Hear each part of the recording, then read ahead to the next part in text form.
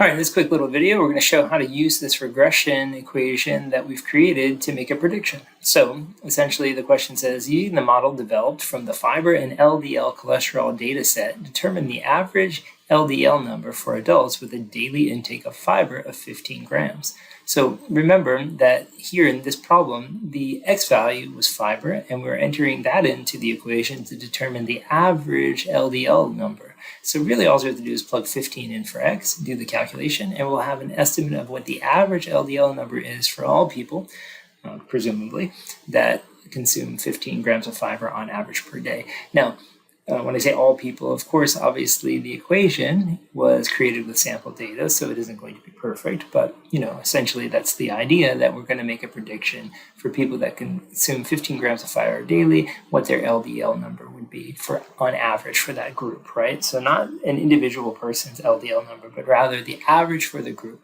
Again, the math is very easy. Here's how we're going to do it.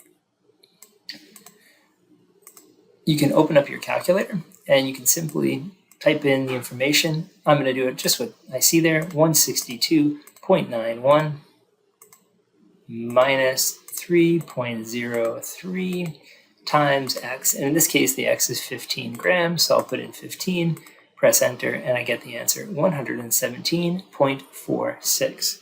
So that is the LDL number that's estimated for people who consume 15 grams of fiber per day. Not the LDL number, but rather the average LDL number for people who consume 15 grams of fiber per day in this population.